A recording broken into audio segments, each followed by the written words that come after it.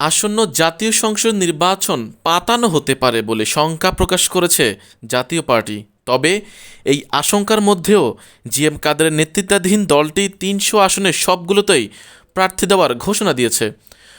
বুধবার থেকে জাতীয় পার্টি মনোনয়ন ফর্ম বিক্রি শুরু করেছে।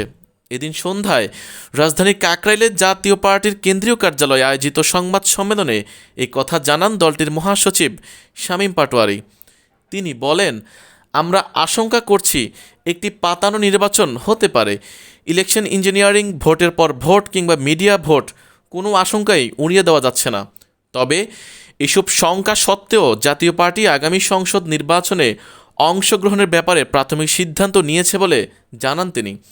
শামীম পাটোয়ারি বলেন, আমরা একটি ভোটমুখী দল, আমাদের নেতাকর্মীরা ভোট করতে আগ্রহী।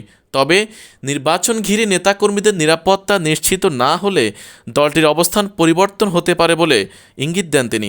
তার ভাষায়, সরকার ও নির্বাচন কমিশন যদি আমাদের নেতাকর্মীদের নিরাপত্তা দিতে ব্যর্থ হয় তাহলে আমরা আমাদের সিদ্ধান্ত পুনর্বিবেচনা করতে বাধ্য হব।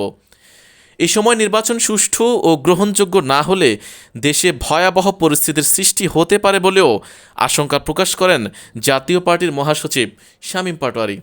তিনি বলেন, সামনে নির্বাচন যদি সুষ্ঠু না হয়, গ্রহণযোগ্য না হয়, বিশ্বাসযোগ্য ও প্রতিফলনমূলক না হয় তাহলে ভবিষ্যতে দেশ গৃহযুদ্ধের দিকে চলে যেতে পারে, এমন আশঙ্কা আমরা করছি।